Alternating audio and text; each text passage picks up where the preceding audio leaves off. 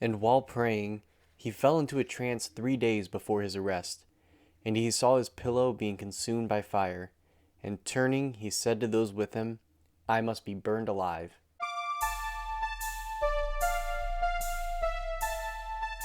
Those words come from the Martyrdom of Polycarp. And that's what we're going to be talking about today for the conversation of our generation, and talking about how to tolerate injustice, because I think that that is something that we do not understand in our culture today. We are very ready to turn away from either, I guess we have two reactions. We have the reaction of, give me my rights, I'm due my rights, and we don't want to suffer any injustice, and we're going to fight it tooth and nail to the death to make sure that we get justice. And I think that we should fight for justice. That is a good thing to push for.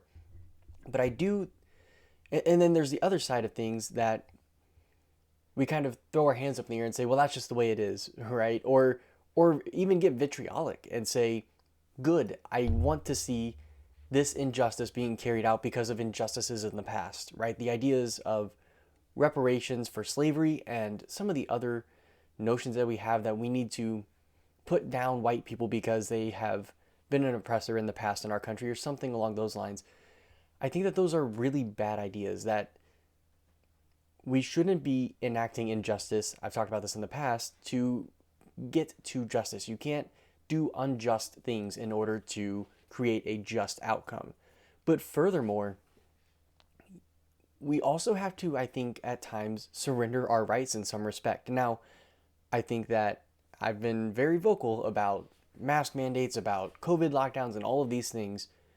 And so I'm not going there. But what I do want to say is there are times where you have to suffer an injustice, right? That does happen. And it might be a cosmic injustice. You might be born blind or go blind because of some freak accident, or because of some crazy accident, lose your legs. Those are kind of these cosmic injustices that you can't handle. You might have to deal with cancer. Those things happen, and it's terrible and it's sad, and there's really no just reason for it a lot of times.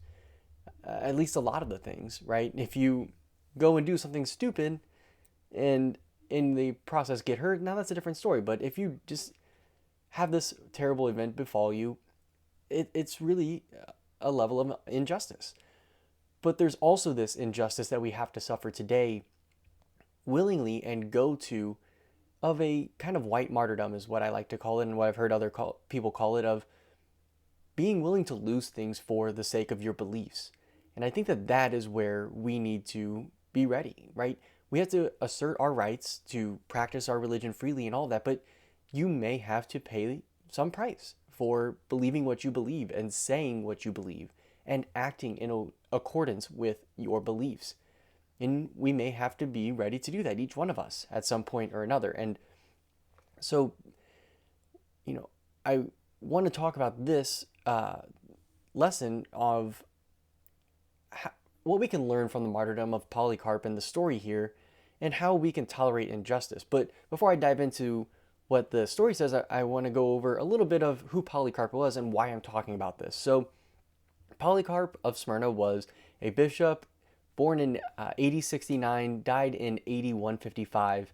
So, born late first century, but he's being born as potentially, as early as like early gospels were being written, and before the fall of the temple in Jerusalem. So he's born before that, and he is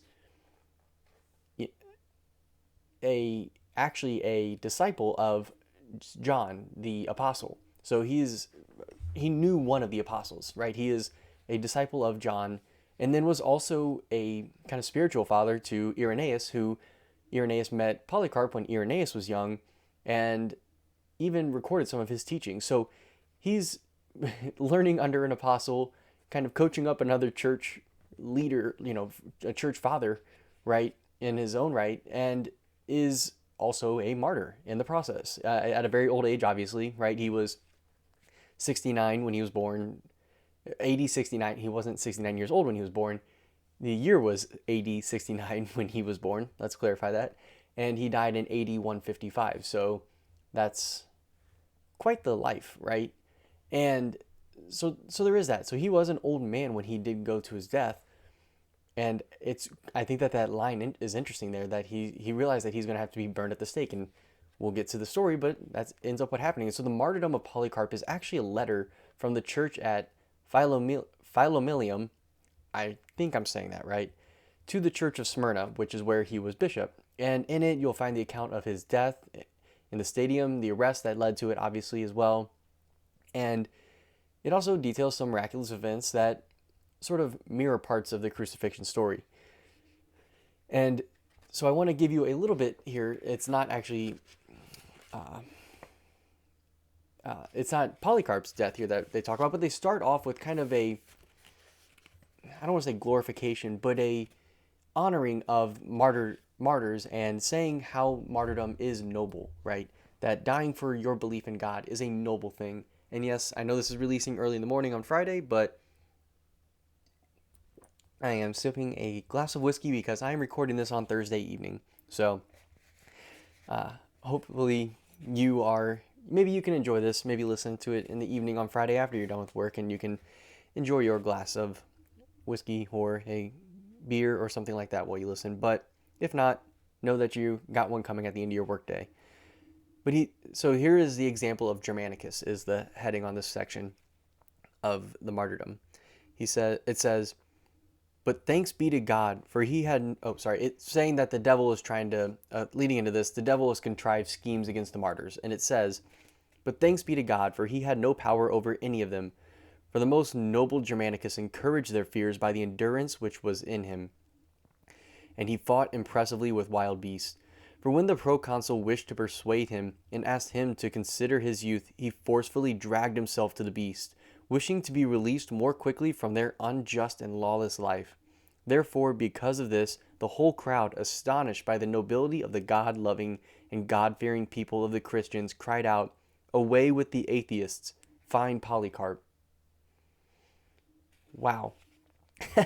I mean, just, they talk, I think it was Augustine who said that the blood of the martyrs is the seed of the church. And you could just imagine seeing these people charge into these wild beasts and go willingly to their death, fighting and doing it in honor of God. I don't know how to really put that in today's world. I don't have context for that. I don't think we can really relate to it here in America, where, we might be afraid to speak out in favor of our Christian beliefs because we could lose our job or get, snarky remarks from coworkers. And I know there are people who speak out and who share their beliefs, but there's a lot of us, and I'm guilty of this as well at times, where I keep it inside because I don't want to suffer injustice. But I think that we have to know how to tolerate injustice and suffer it. There is a problem.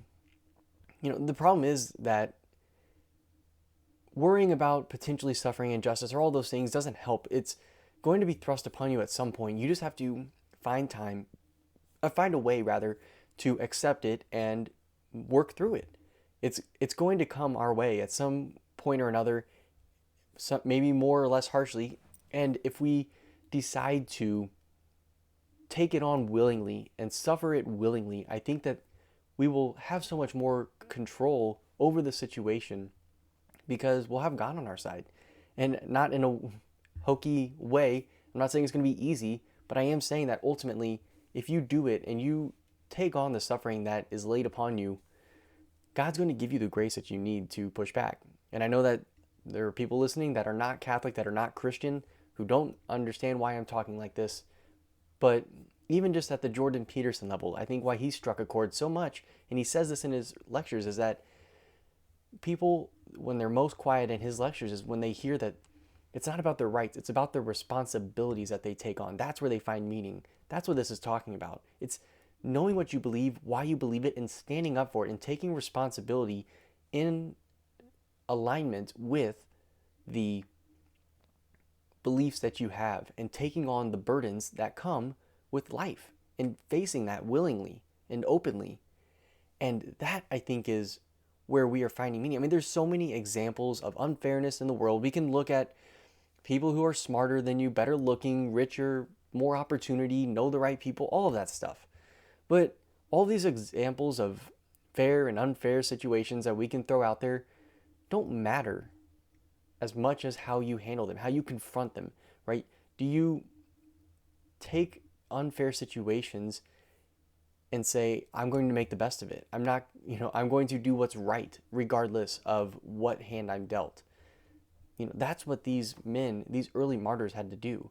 And I'm not talking about this like from a success standpoint or some way to become a billionaire. I'm talking about just doing the right thing. Are you going to say, maybe you have a proclivity for lust or alcoholism, or you were exposed to porn when you were, a young kid and you're addicted to it. I mean, maybe your parents are divorced and you have trouble at home. Whatever the issue is that has been somewhat thrust upon you that makes you want to turn to behaviors that you know are destructive, that to sinfulness, to all these other things that we know lead you away from what your purpose is in life, to be perfected by God. All of those things are hard to deal with, but the only way that you can move through it is to accept that they're there and to choose to act rightly no matter what. That is what we're called to do. These men were, in the next paragraph after Germanicus, who charged into the beast, the next one is about a man who did cower in fear and who did renounce his faith. So it wasn't like everybody rose to the heroic virtue of martyrdom. That didn't always happen, right? But there are enough who did, and that's why they're saints. I mean, that's where we get so many of these early saints from, is from that heroic virtue and doing the right thing, saying that I'm not going to renounce my faith in God, even in the face of the most terrible death. Being torn apart by animals, being burned alive. Those are just horrible ways to go, and doing it publicly in a humiliating way, right? It's not like you are just, it's not like you're just beheaded quickly, alone, quietly somewhere, or hanged somewhere without a crowd. No, you're in front, like these men are in a stadium, being watched and probably mocked and tortured and all of these other things before dying ultimately, because they want them to renounce their Christian faith and they don't do it. So can we not do the small things, like, and this is in my own life as well. I'm saying we here, not you, because how can we not do these small things and make these small sacrifices to show our belief in God and to do the right thing and to stick with what is right, no matter how hard it is? And so that's what this talks about. And I don't want to talk too much about just the actual story. It's a really short story. I have the book here of, this is what I actually recommend getting. Let me see if I can get it in the frame here. But the Apostolic Fathers is a fantastic book. I mean, it has Ignatius's letters, Clement's letters, the Shepherd of Hermas, the Didache, which is basically the early version of the Catechism. It's the teaching document. It's really, I mean, when you read the Didache, if you're Protestant and you read the Didache, beware, you might become a Catholic instantly almost. It's in there. I mean, this is a 2nd century document that tells you exactly what the early church was like, and it looks pretty darn Catholic. But there's several letters from Ignatius in here. Polycarp's letter to the Philippians, which is fantastic to hear how he's still ministering to these other churches, even as he's knows that he's going to die. You have martyrdom, like I said, the epistle to Diognetus. I have trouble with these ancient Greek names. You know this. But it's great. The epistle of Barnabas, right, who knew Paul. So it's a fantastic, fantastic book. And the nice thing is you can read, it's kind of like the Bible. You don't have to read all 200 some odd pages of this thing at once. You can read an epistle and they're, 15, 20 pages. It's something that you can read in a sitting, right? It's kind of like an extension of the New Testament in a way. It's not inspired, but it is fantastic stuff. And so I do recommend you pick it up. I have a link in the show notes for you to check that out. But I just think it's great to read these accounts of early martyrdoms, of the bravery and the courage to take on the burden and to be warriors for God, but also the ability to accept the suffering and the injustice without complaint. I think that those two things, right? They boldly go into it, but they don't whine and complain like we would. I think people today would be okay with doing the right thing, but we're going to complain about it on the way, right? We want our comfortable stuff. We want to make sure that we still have a warm shower in our prison camp, and we get our 3 square meals a day and all of those things. We want to make sure we're comfortable while we're suffering these things. No, these men really did. And I think that it's not that long ago that we did have people who were having to do this. I mean, I look at what my grandpa had to do in Vietnam and what men had to do on the front lines in World War II. I know that our soldiers today are doing amazing things like that. But even then, I think there's a whole nother level of discomfort that came not that long ago that technology has really done away with in a lot of ways. That not constant discomfort, but having to find comfort in things that may discomfort us now. When it's a little too warm or too cold in our house, we can push a button. When all these things, no. We can't suffer these real injustices because we can't suffer to have our house, outside 68 to 72 degrees, right? If we can't suffer those little things, then how are we going to suffer the real things? And I think that is something that I'm trying to work with, because I know I am just about as anyone else, but that's why I think this book is fantastic. To hear what these stories and to hear how Catholic these men were from the very beginning, how Catholic the early church was. It's incredible. And so that's why I definitely recommend you check it out, pick up the book, buy it through the link in my show notes to help support what I'm doing. And let me know what you think. I want to hear, I want you to read this and tell me what you think, how it moved you, because I know for me it was very edifying to read these early descriptions of martyrdom, to read letters from Ignatius and Polycarp, and to read letters of men who are going on to die, and they know that they're going to die. It's incredible.